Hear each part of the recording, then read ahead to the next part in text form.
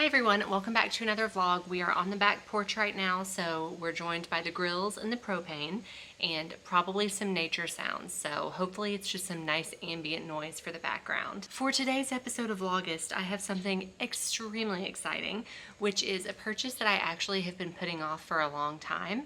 And that's a new Kindle. The current Kindle that I've been using for however many years has been this one, which I think is the 7th generation. And what I really like about it, honestly, is just the white plastic. I've kind of been waiting to see if they were going to come out with another paperwhite, like a newer version in white rather than black.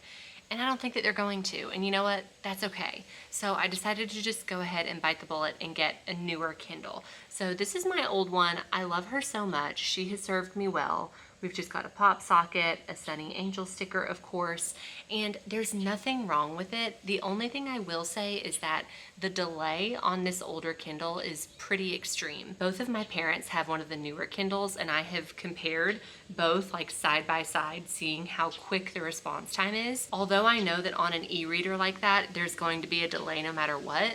The new Kindle versus the old Kindle, the delay is kind of night and day. I've just been thinking about it for so long and I was like, you know what? Just do it. Just do it. I've been really into reading lately, so I thought that we could open my new Kindle together and also talk about what I have been reading. Okay, I have it here. It is unopened. Oh my gosh, I am actually so freaking excited for this. I seriously have been debating this purchase for such a long time. Like, just the thought of getting a new one made me feel so guilty. But I'm like, look, if I'm reading regularly, I deserve it, you know? And of course, I got a new case as well, which I will show you. Here she is. And of course, I got the Kindle Paperwhite. Okay, I'm a Paperwhite girly. I'm not a scribe girl. I'm not annotating, like I'm not taking notes. And look, if you are, that's totally fine for you, but I'm just like, what are we writing? You know what I mean? Like I might highlight every now and again, but what are we writing? What are our post-it, like literally what are we writing? Anyway, okay, so Kindle Paperwhite, this is, I think the 11th gen, and I just got this 16 gig because I figured that would be enough. Airplane. Okay, sorry, my house is also in the flight path for the airport, so there may also be airplane noises. Oh, I should be showing you every step of the way. Oh my God, I'm about to drop it, imagine. Oh yes. Oh my God, oh my God, oh my God. And you already freaking know, I got the agave green color. So they did offer it in like all the way black and then agave green and a couple other colors, I think, but I don't remember what. If there was a white, I probably would have gotten that. But, oh, look at this. Gorgeous.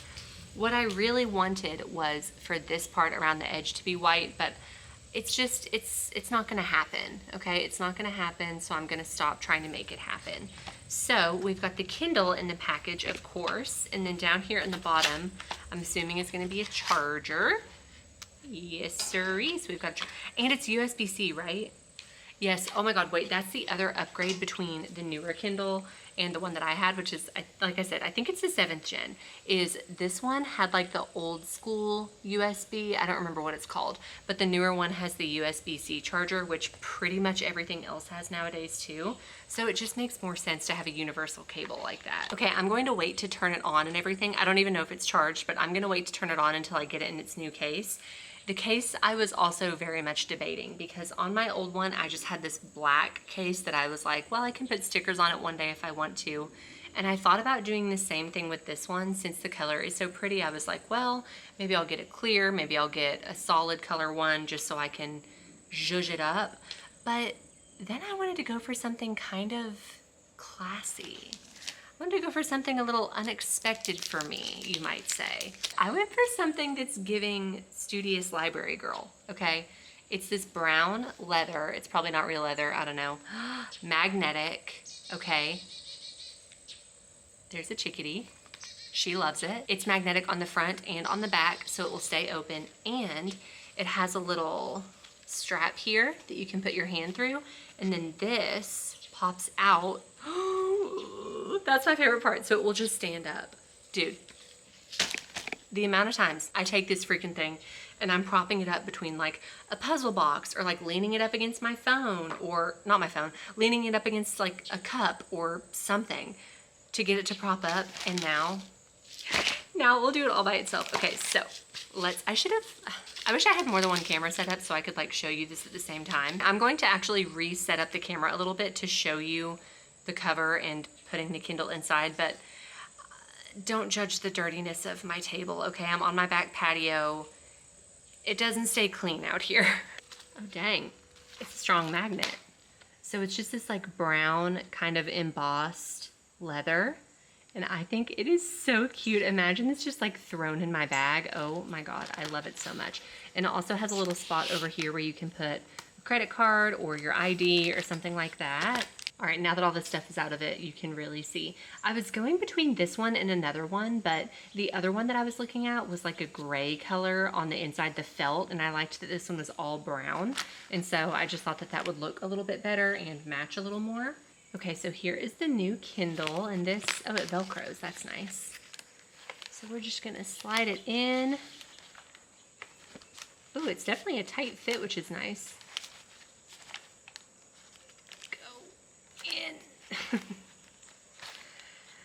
Damn, you really gotta use your muscles to get it in there.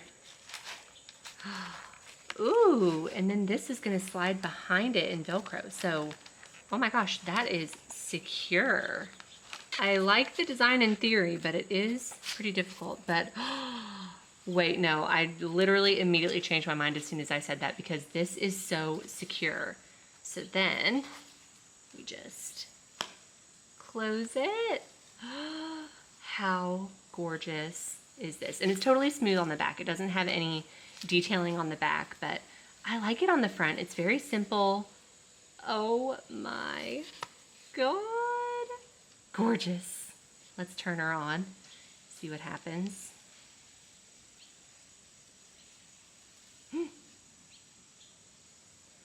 Oh yeah, baby. That's what I like to see. Oh, perfect. Okay, so now we can set it up. English, next. United States. Okay, I moved all the crap in the background. That looks a lot better, actually. Well, obviously I'll have to do that on my own, but I guess you get the point. I will do that myself. I don't have my phone out here, which would be easiest, but you can see how gorgeous it is. Oh wait, let's test the little setup action. No, oh my God, look at that. Is that divine? For now, let's talk a little bit about what I've been reading. So over the past like year and a half or so, I have really been trying to expand my reading genres, because I used to always go for like a mystery, thriller, psychological, dark kind of a book. Like, I love a neighborhood drama, marital drama, there's secrets, there's like the book is called like My Tiniest Little Secret Wife, you know what I mean? Like, I love books like that, but the more of those that I read, the more that I find them so predictable, and I can just predict every single twist. And so I eventually just got over that and tried to branch out into like fantasy and thriller and smut, romance, rom-com. So anyway, I'm not going to talk about every book, but I just wanted to talk about a few that I have been reading as of late. Okay, most recently what I started reading, and I am so excited to finish reading it on my new Kindle, is The Girl Who Fell Beneath the Sea by Axie O. And I'm only 21% into that book right now, but I am loving it. So this one is very fantasy, and it's about this small town that every year they get these really, really bad storms, and it's said that all of the storms are caused because the sea god is unhappy because he has not found his true bride yet. And so every year there is a girl who has to go be the sea god's new bride and see if she is the true bride. And apparently once he finally finds his true bride, he will stop causing all of the storms. I'm really enjoying it because it is very fantastical and descriptive and just really kind of fun with the setting of what's going on. I mean, kind of fun, not like fun, but sort of fun. And I also like it because like right from the get-go, you sort of get into the action of the book. So I'm not going to describe too much because I don't want to spoil, but I'm really enjoying that. And once I finish it, I will let you know what I think after I'm done. Okay, before The Girl Who Fell Beneath the Sea, I read All Fours by Miranda July. And I know that a lot of people are talking about this book right now. I think it's super popular right now, and for a good reason. Okay, I very much enjoyed this book. It was so weird.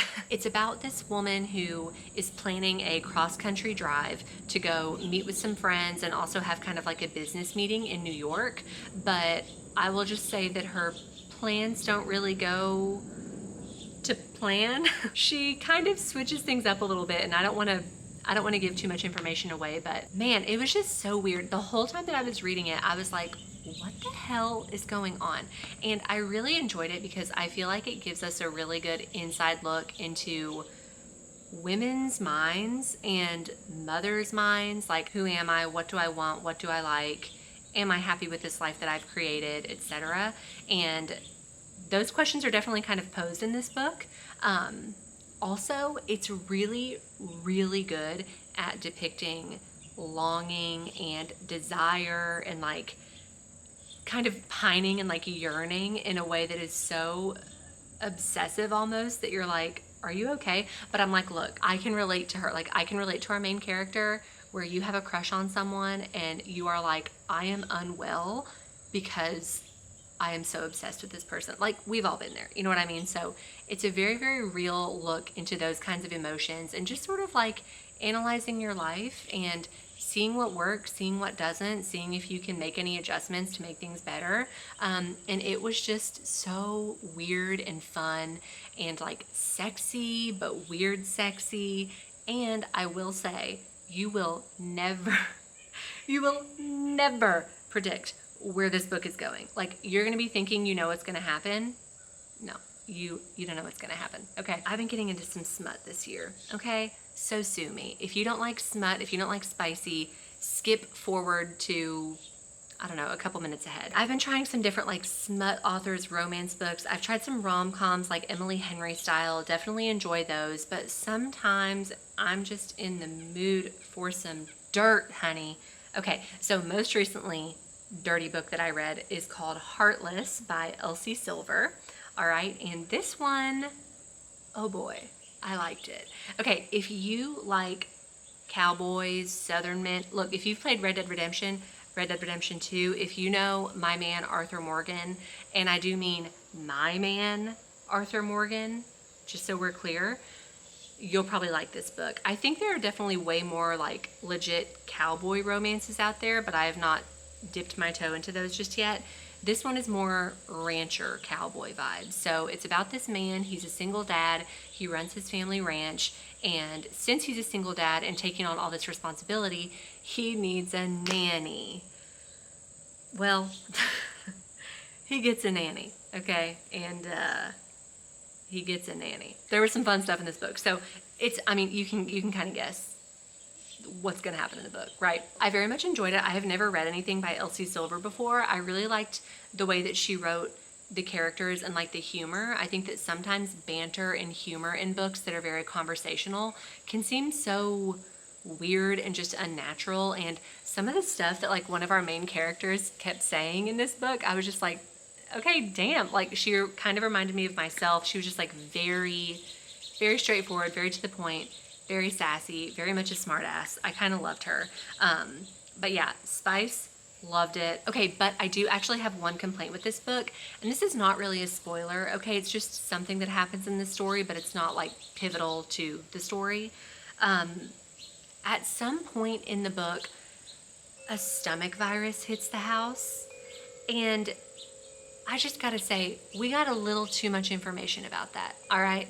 If I'm reading smut, I'm reading it for a reason, you know? And that reason is not to read or think about throwing up, feeling sick, seeing it, hearing it, smelling it, doing it, cleaning it. Like, get that out of my book. So that's my one complaint, but you know, you can fly past those chapters, plural, I will say. Like, there was just too much of that. But in the end, it's kind of like, oh, like, it kind of connects to like being taken care of and being babied and things like that, which I'm like, I'm into, but a little too much throw up talk for me, but I still very much enjoyed it. Highly recommend, and I will definitely be checking out more books from her in the future because, again, I just liked her writing style. It was very easy to read, and the scenes were doing it for me. So before that, I did read another one of my like mystery thriller kind of vibes, psychological thriller situation, and it was called His and Hers by Alice Feeney. This one is tricky. This one, it kind of to me was like, I remember reading The Silent Patient. I don't remember who that's by, but I loved that book so much, like all up until the end. And I don't even remember what happened in that book, but I just remember by the end, I was like, really? And that's kind of how I felt with this one. Like, if you enjoy a mystery and a thriller and like dual perspectives, then you probably would enjoy this book. I enjoyed it for a really long time, like the majority of the book, I would say. My only problem is that it just tried to twist too much, you know? Like, I don't mind whenever there's a twist. Of course, who doesn't love a twist? And then sometimes whenever there's like a twist and then another twist, and it's like, oh my God, you thought that you knew it was happening.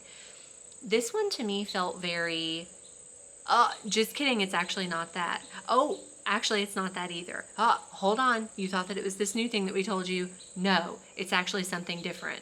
But wait, additionally, it is something totally, like, it just towards the end was just like, like, and I'm like, we don't need to work this hard, people. Like, I was satisfied with like the first or second twist. We don't need to, my opinion. If you read it and you feel differently, please let me know. But it was just a bummer because most of it was so good. But by the end, I was just like, it's too much. Like, we're doing too much. Okay, the last one that I'm going to talk about today is called Small Things Like These by Claire Keegan. And this one I actually do have a physical copy of because it was just so small. I just wanted the physical copy. And I also really liked the cover. I thought it was beautiful. So for this one, I took the recommendation of Cari, aka Cari Can Read, aka Cari Cakes on YouTube. Yes, I'm obsessed with her. I will link her channels, both of them, down below.